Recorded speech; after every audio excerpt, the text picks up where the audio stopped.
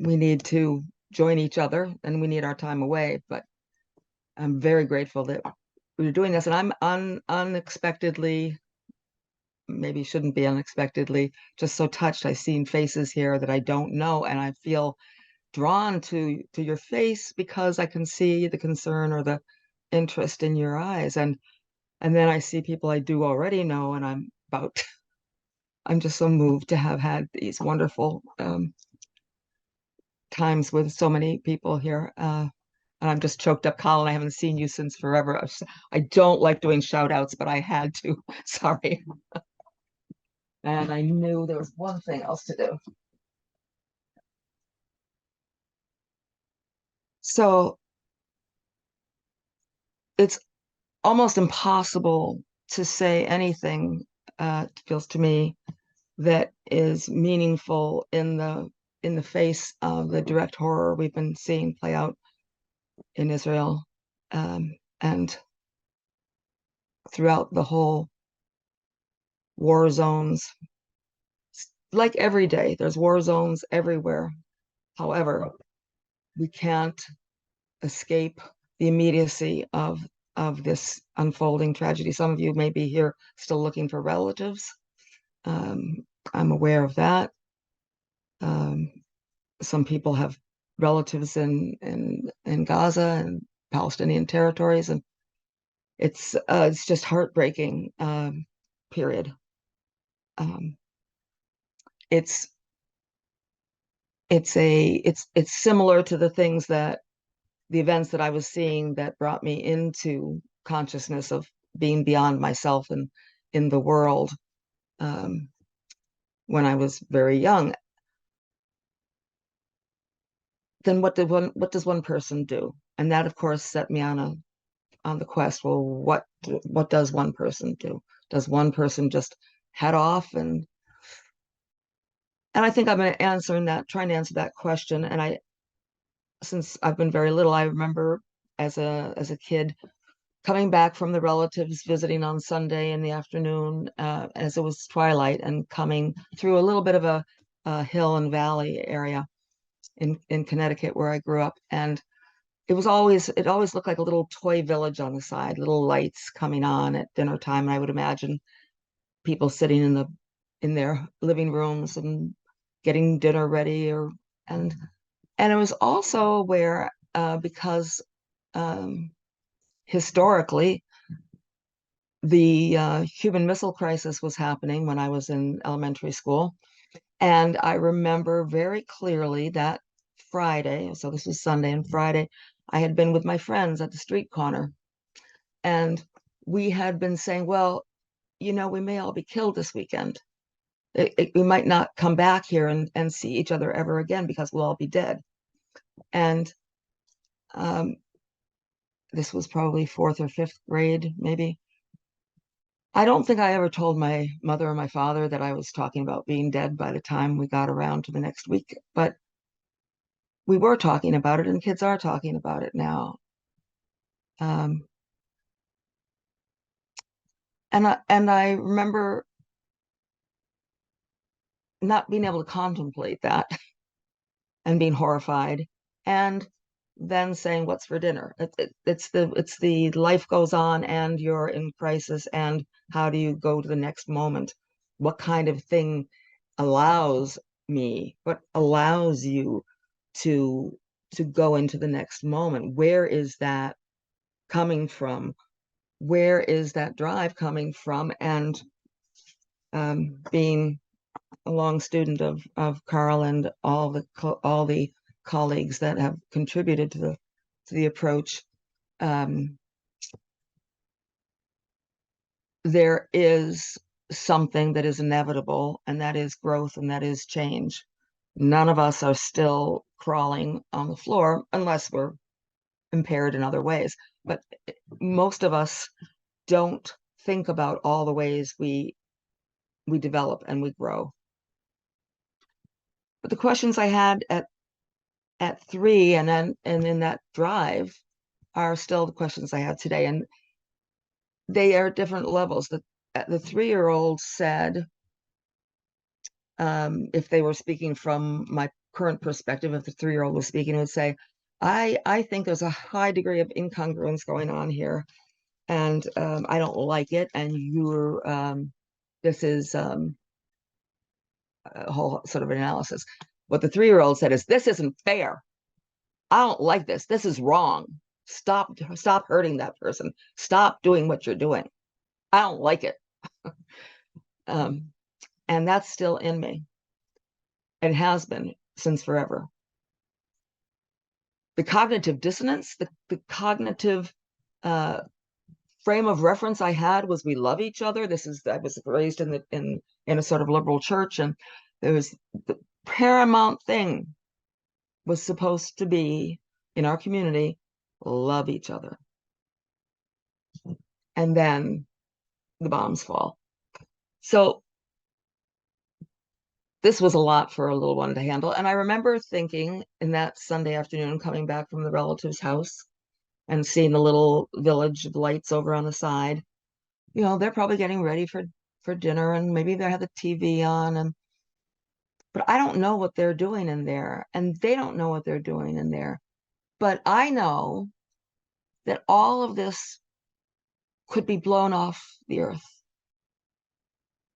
and they wouldn't know. This is young. There's no sirens, no cell phone messages coming. They would just be gone, and it wouldn't matter what they thought or what they didn't think, because somebody else was making the decision to drop the bomb.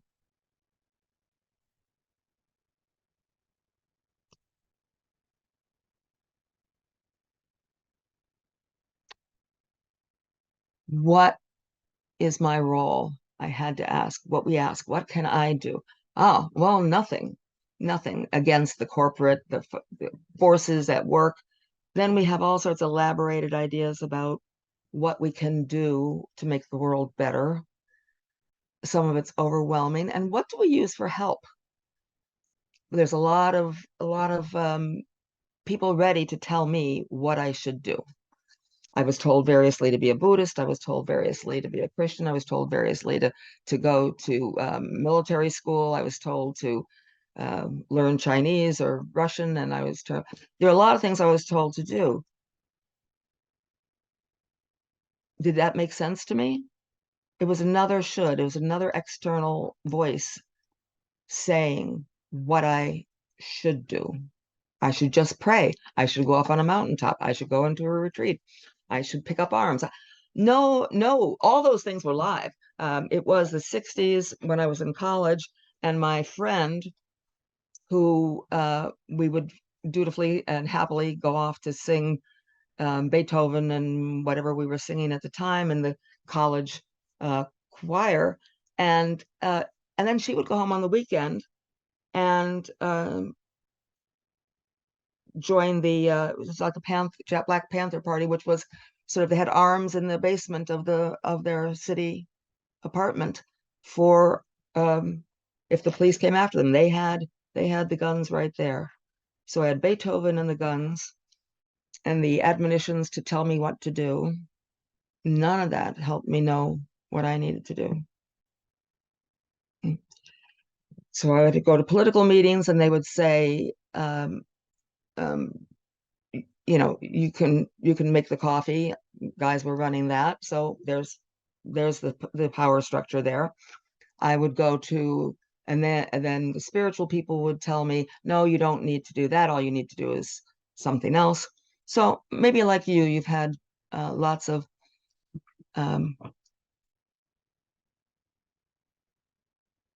ways that would make you okay. The only place that I found anything different was people who were studying the T groups, the sensitivity training groups. And in fact, the church sent me off at 15 to learn consultation skills and do a sensitivity training group.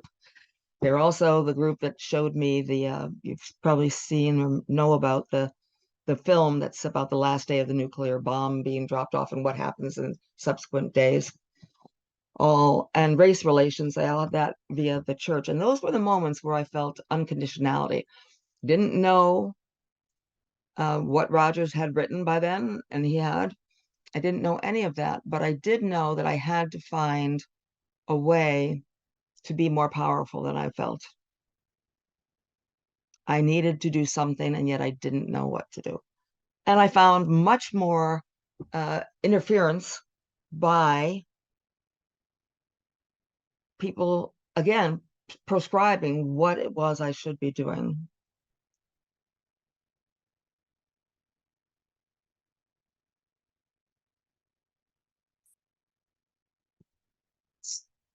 Made me study phenomenology, made me study child development, made me study many things that say, how the hell do we change? Pardon the how is this possible? I knew my father was pretty intractable, did not have a lot of give in his system, his mental cognitive structure, and I learned things, and I was around people that gave me some other paradigms, and that's if I had an urgent hot thing besides ending all the violence that's happening on every level, in every community, in every town, everywhere in the world, it would be to have some models of how it's different. How is it different? How is it different being with the person who said, of course you're racist? You didn't grow up under a rock. People who are actually sharing from their own journey, trying to make sense of the world.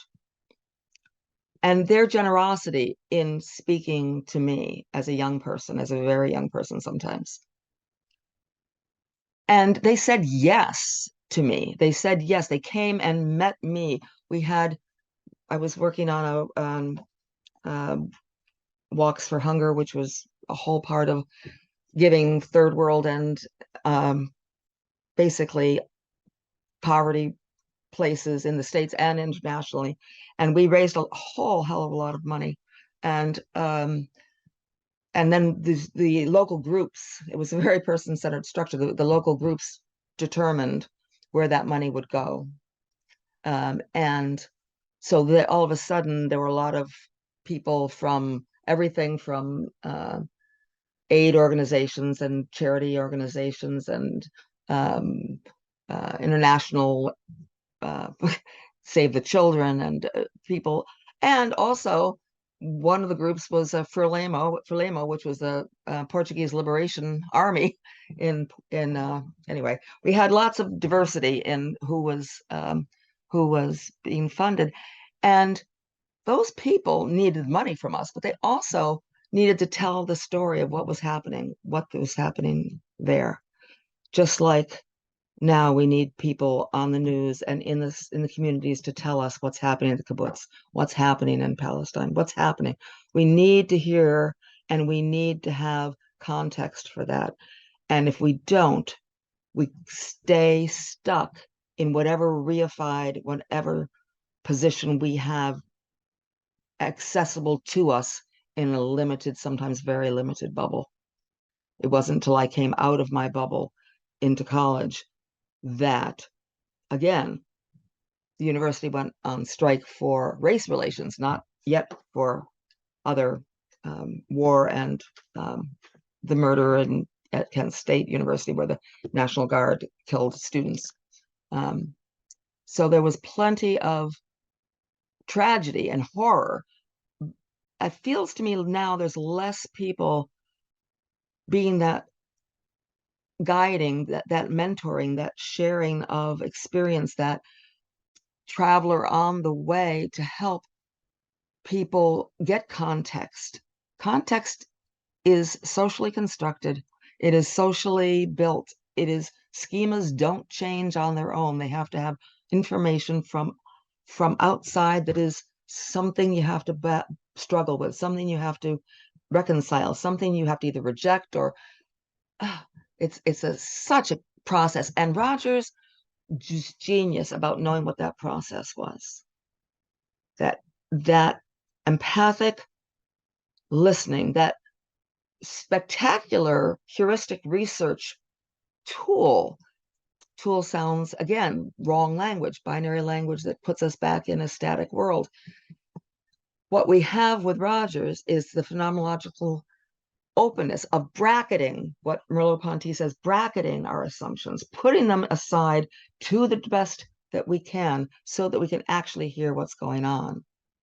And we don't hear only the role, only the terrorist, only the provocateur, only the apologist. Only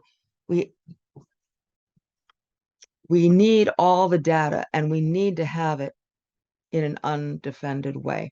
Try that around the neighborhood. There is extraordinary attack on people's process of growing, and I believe that the superiority, the smugness of the certainty of one's own perception is doing more damage than anything but the bombs and terrorists themselves. It does the damage of not respecting the other, of choosing some people to be worthy of information, some people to be worthy of love, some people not worthy to live if you're gay in Uganda, if you're gay somewhere else. There are just so many conditions of worth that are socially constructed. It's not just how your mama dealt with your grandmother and how your father did what. It is all of these are the same power dynamics. They're all the same oppressive dynamic or allowing dynamic. So that's the first thing that came to mind in hitting the ground when I saw your faces on the screen. I don't know what I was planning on doing, but that's what happened. So one other part of what I brought in, and I know we could spend 2 or 3 days together in trying to hear each other, and I would love that. I'd love to be in the room with you. You know, John and Peggy Nadiello and I and some of you have been trying to meet in groups that can actually take a little more time to hear, well, what is that for you, and be received as best to the degree we're able to be empathic and unconditional and congruent and be in contact and all those things. So it's not possible for me to deliver anything because, first of all, I don't believe in delivering something. I'm hoping that something I'm saying is resonating in some way or another. And I feel it's, I don't know what you're coming with. And I asked John, maybe people would say a little bit of what they're coming with. I imagine you're coming with a mixture of grief and hope and cynicism and sadness and whatever. But I long for the dialogue, and what we have is this approximation. Okay. So if there's some buddies that want to say, look, what I really want to, the reason I came here today is because I'm concerned about this, and I don't think we're there yet. I want to know something else than what you've been hearing. I would like to know that too. So maybe, John, you could see if there's any little things that pop up in the chat. I Yeah, can't use the chat when I'm emotionally connected. I can be the So voice of the chat, Carol. So, and I know we spotlighted you at the beginning, so you were easy for us to see, but I just want to check you've got the gallery view so you can see us. Did you I can manage see to? you. Yes, Great. I can Okay. see you. I can You see can see the everybody's got great. their screen on. It's, about half probably have their screen on. Yeah. Yeah. Yeah.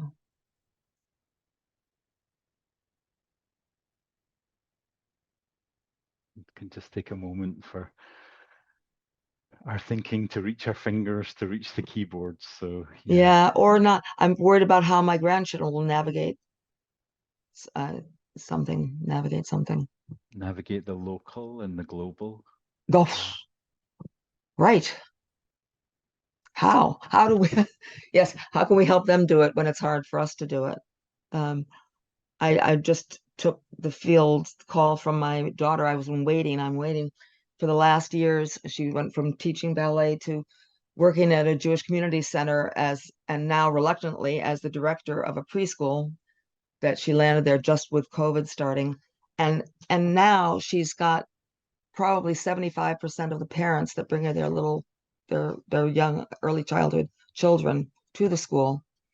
And it's there's 75% are Israeli parents, and they are in the state you can imagine. They're not, some of them aren't sending their kids in. It's not safe to send their kids. They have had a policy about openness and militarization, but they have the administration has said you need an armed guard. You need an armed guard there.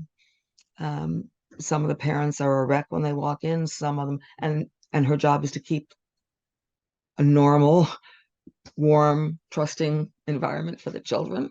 And she's dealing on all those levels and watching the monitor outside, watching the monitor that's on her several places so she can scan the perimeter. And she said, "Oh yeah, we were supposed to have a training of I'm first line taking down an attacker." Rebecca's kind of short. she's so she's done that training and de-escalation and various kinds of things. But we can't. It's my first thought is, how are we doing this with our children and our grandchildren? How are we preparing them?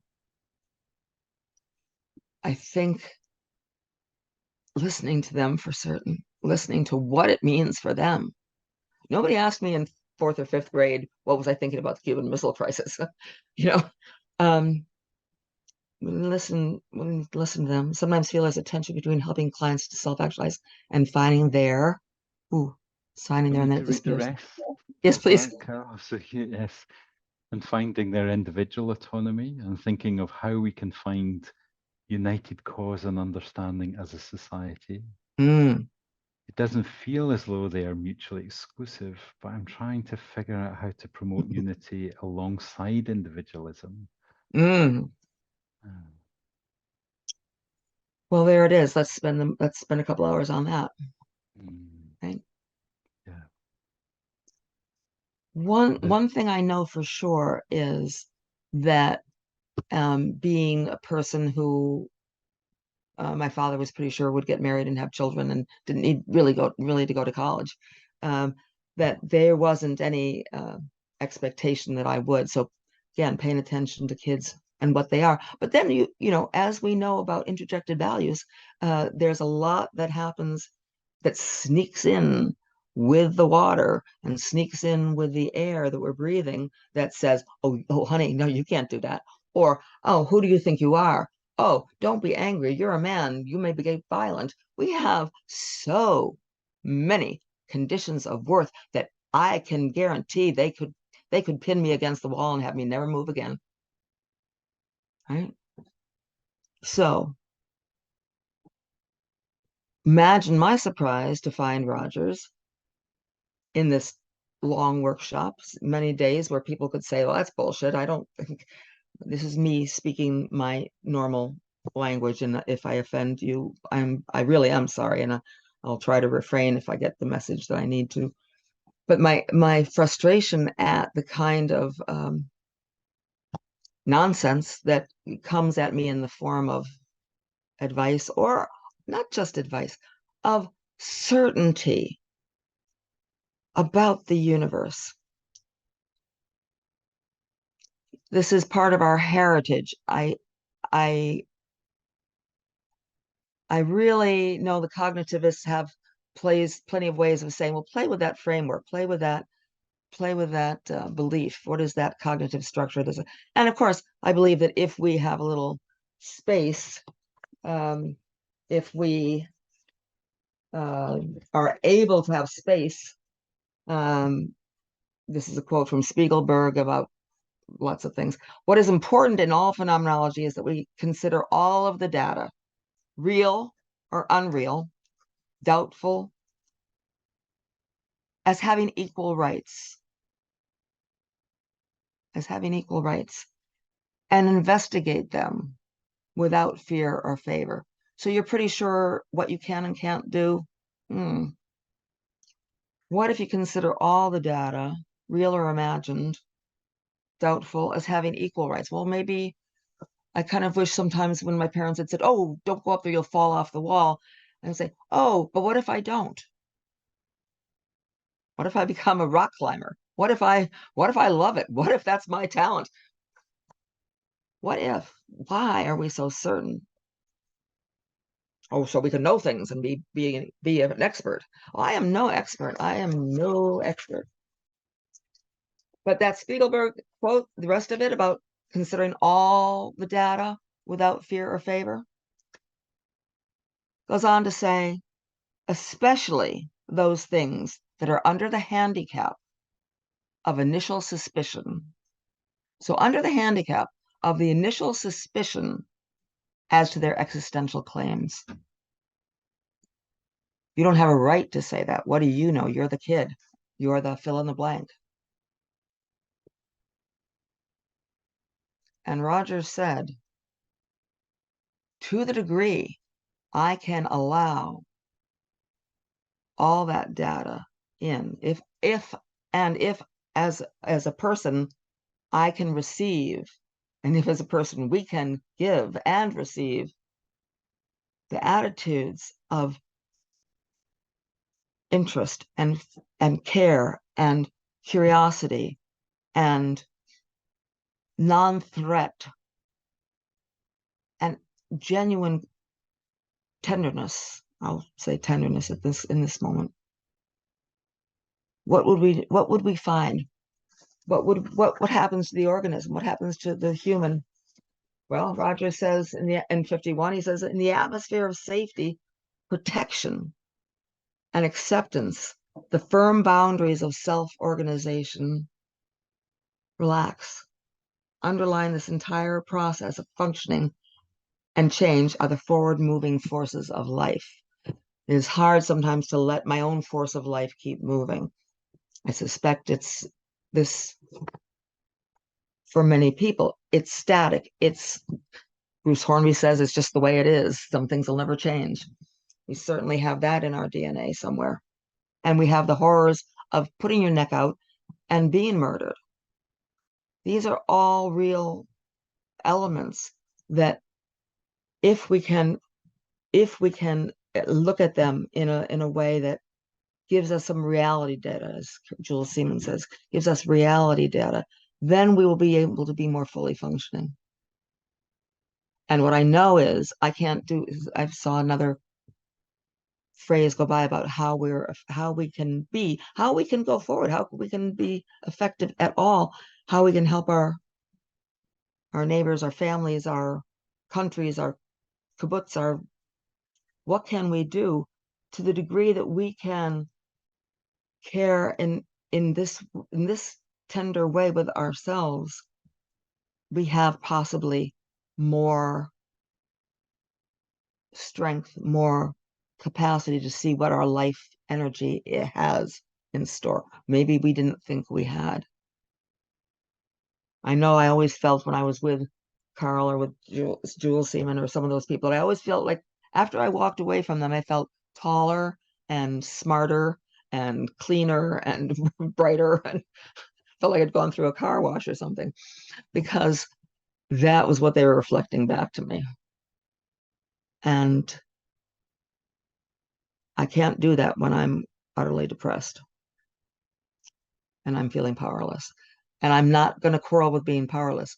That's another thing to accept and take in. Someone put it online somewhere a while back, and it did make sense to me, and I'll pass it along. That I have sung, maybe you've sung something sometime, and you know that if you're singing in a big group and there's a long note to hold and everybody's out there, well, it's okay if you stop and take a breath because somebody else will be singing that part, right?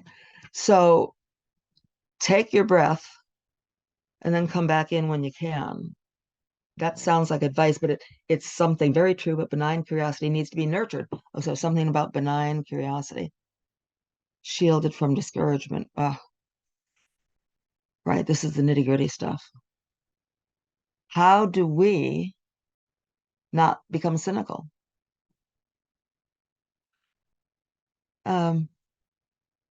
One thing that happened in the last Going Global group that we had, and I'll just in general say that there was some attention that we paid as together to the terrible grief we were feeling.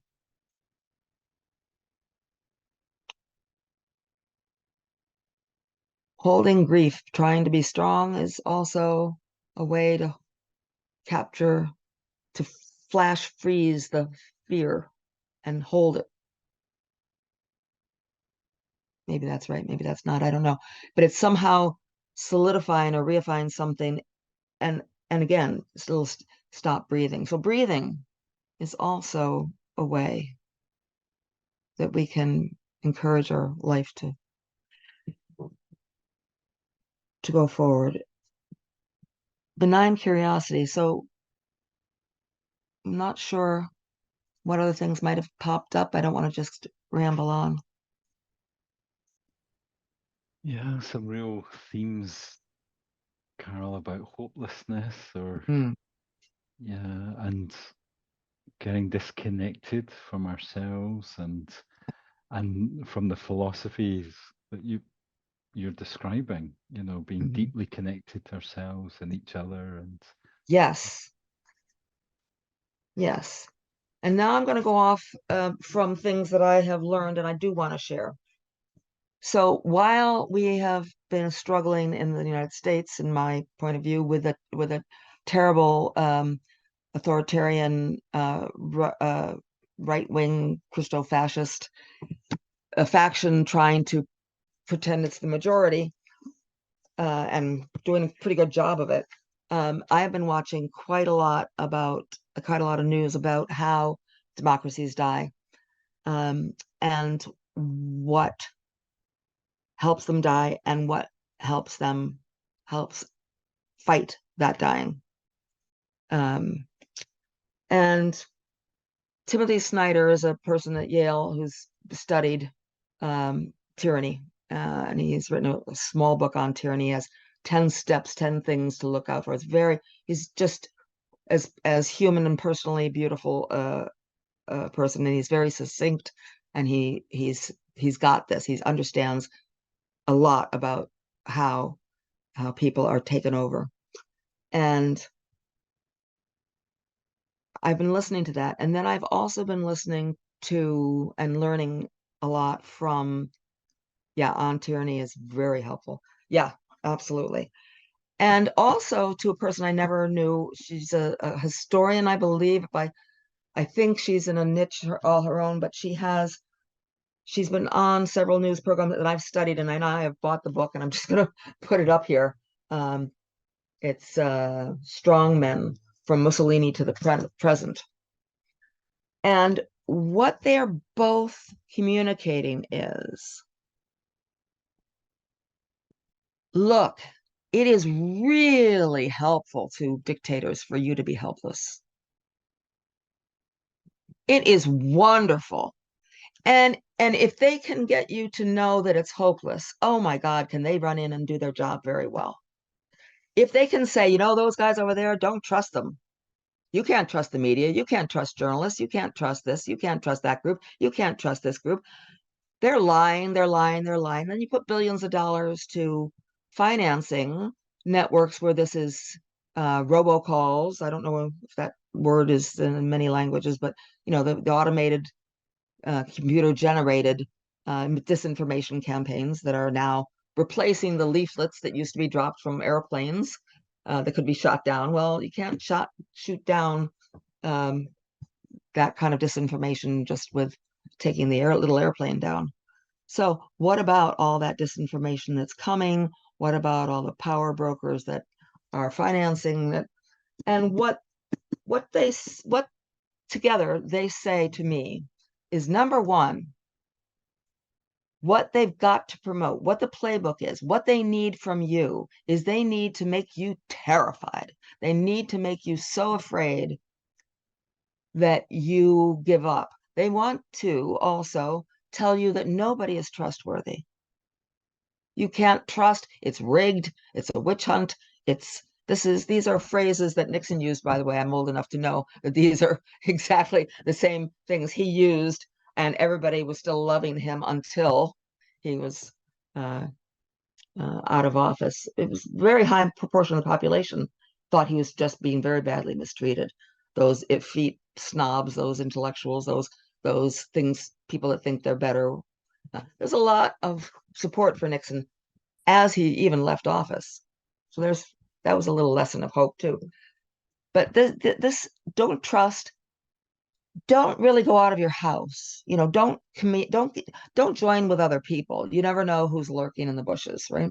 So don't build community. So be afraid. Don't build community. Don't listen to anybody. Shut them down. Okay. For years, I've known that the person-centered approach is an antidote. Now I know how exactly it can be an antidote. What we do is say, listen to yourself, listen to the others, trust your own organismic experiencing. Stop listening to what everybody's telling you. Pay attention to your own organismic integrity.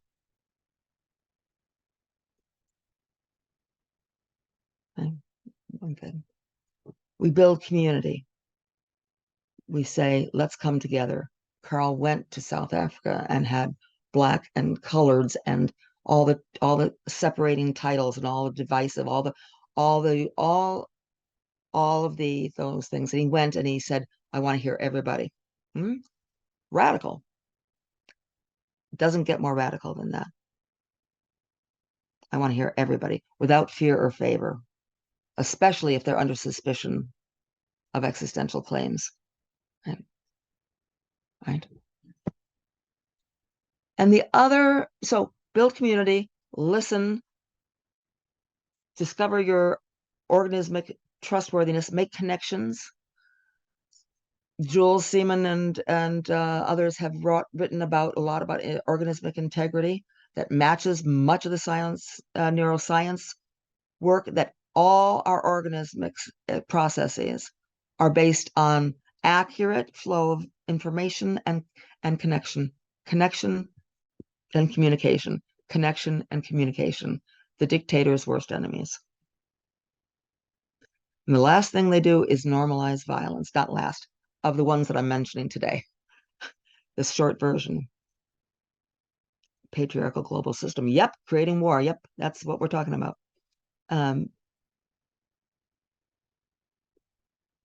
Normalizing violence is essential. Talk brutality. Talk about slaughter. Send the videos. I'm sorry to even say that as people are actually seeing those videos. But it's part of the dehumanization. It's part of the plan to normalize violence and to say it's all, what can I do? I'm not going to stick my neck out. This is all part of that concerted effort to have that strongman, no choice, one by one, picking off communities until, as the Neymar quote says, till there was nobody left to stand for me. It's the gays, it's the Jews, it's the gypsies, it's the this, it's the that, it's the union workers, it's this. Oh no, it's just the migrants, it's just the migrants, it's this group that we can hate. And then, oh yeah, by the way, well, also they're not so good. And oh, by the way, and soon everybody but the executioner is silenced. So the role of the counselor in helping people stay connected to themselves.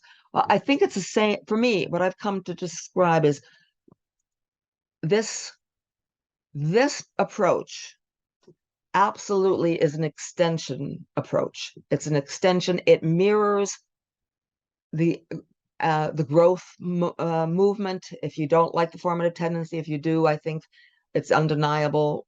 We grow, we mature, things change, they become more complex. We have our brainstem that wants to tell us, be afraid, sit back. Are you food or am I food? Who's gonna go down here? Who's gonna die? It's me or them, me or them, me or them. Politicians then say me and them, me and them, me and them, and you go, oh, I can't do anything. So if you stay in your brainstem, you're cooked. That's my short version of what we do. And if we help people stay in their brain stems, well, what else is in there? Is there something else? Well, yeah, it turns out several other structures in the brain, and we have a neocortex that is more plastic, and we can say, well, what about, but isn't it true that they're sad about their children being, yeah, well, maybe, but they're not really, oh, they're not human. Well, what, I mean, there's always that. How is that for you? How are you coming to the conclusion that those people deserve to die? How are you coming to that? Because people are coming to it for some reason, some way, some track that is on their trajectory of how they make sense of the world, how they apprehend the given, how they're apprehending the reality as it's constructed in their system, in their family, in their culture, in their religion, and whatever it is. All the blueprints, all the schemas that all of us have from the time that keep either getting modified toward more and more complexity, or they get shut down. And look at all the mechanisms shutting that down. True and false questions for teachers to give children. Is it true or is it false? I always thought, well, but it wouldn't be true in this circumstance. No, no, no, that's the wrong answer. You have to tell me if it's true or false. There's plenty of ways that we foreclose on our capacity to wiggle, to move, to push, to question. I had an amazing opportunity, again, very lucky, and lucky more than in a lot of things.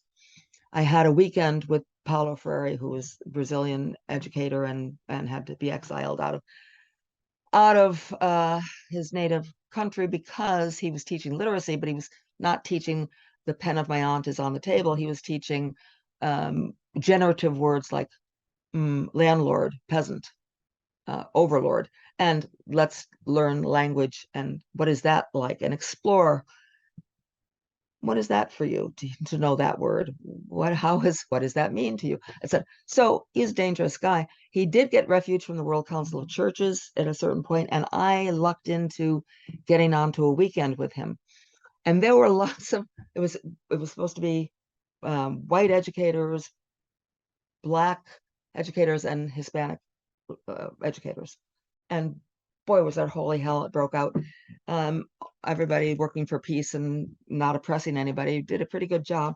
And at one point, Paulo Freire is this little guy, and he wrote about the oppressed and about dialogue and about love and about how this uncertain, about this questioning, just like Carl. I almost did my dissertation on that. Maureen O'Hara did, I think, or close by, that the Latino educators were saying, well, you should blah, blah, blah, blah. And he just he was being told what to do. And he finally said, look, I know you want me to be Che Guevara. I'm not Che Guevara. I can't be Che Guevara. I was not born in his body, in his time, in his place. Che Guevara was a very revolutionary figure in many countries for liberation. So he said, I can be what my historicity, what my facticity, what my own being can be. And that's the place that I can be authentic, if you want to use Roger's language. And that's the only place you can come from. It's the only place. Martin Buber, there was an essay where he said, the question was, what is to be done, I think. And one of them saying, oh, that's the wrong question, basically. Buber was much more elegant and poetic, but I'm trying to get to the chase here, which is, there's only, what can you do? What can I do in this moment? And I can either be filled with fear, justifiably. I can be needing to hide. It's what animals do. We curl up in a ball, we throw the quills, we do something, we become invisible, we change our color like chameleon. We do what we have to do to get through to the next moment. But as a body worker I studied with said, if you're in a kayak in the water and you're in turbulent waters and you get dumped out, shut your mouth. Don't take in the water. Don't try to talk. Don't try to do anything except come up to the surface. And when you come up to the surface, breathe and paddle. And that touches me again. I feel there is stuff tossing me under anytime I look around, especially right now. And And it's Carol, really hard to say, oh, what I do is shut my mouth and breathe and try to come up and connect with people about how hard it is to. I'm My just noticing the suggestion, time, Carol. So I just want to make. We've got about 5 minutes left. So sorry to be interrupting, no, but just to give you a sense of where we are. And that last thing seemed, that last person I just flashed on the screen and lost. Build communities. Means that I think we need to build communities, person-centered communities. Yes, if that's the thought, I agree. Anywhere, anytime, any place, and to the degree people are able to hold the conditions, you're certainly welcome. This is what John and Mick are doing. They're holding the space very soon, in a few minutes, for a place for some more capacity to look at these issues of social change and the person-centered approach. Yes, and anything that breaks the spell of hopelessness. Through judging, we separate. Through understanding, we grow. All right, sorry. This is it. This is what Carl, what Roger, what Julia Seaman said about, the fully functioning person does do that. And the way we get to be fully functioning is to have that, to receive that kind of attitude. So we have to give it and get it. And to the degree we're able, we will be able to find out something about ourselves and what the next minute might be. Maybe I'll just do this. And maybe I'll find a friend. That's why I started the Paulo Freire story, because at the end, he was asked to be, this is the last thing, I promise. He was asked to be the superintendent of schools in a huge poor district, Sao Paulo, really awful poverty. And his friends at the university said, Paulo, you're being a schmuck. And again, they didn't say that to him. This is my caricature for speed. He said, they're using you. You're the token guy. They've now redeemed you back. They're not going to let you do a damn thing. They're not going to let you make any structural changes. They're not going to let you do this. You're being duped. And if you go along with them, you're just betraying the revolution. And he said, yeah, maybe that could be. And maybe I'm going to have lunch on Tuesday with Liz, and I'm going to have with Maggie and with Midnight, and I'm going to have lunch, and I'm going to say, are you liking what's going on here? You like what's going on at the schools? Oh no. Is this why you became a teacher? Oh no, really? Well, what is that like? Listened. And next time there's one more person, two more people at the table. Right? I'm going to have lunch with some people. So that's, I guess, my most hopeful ending here. Don't end. Go have lunch. Do something. Reach out. Take a nap. Connect. I hope some of this has been connecting with you. I wish I were there with you in person, but I'm just heartened that you're here. You care. Thank you.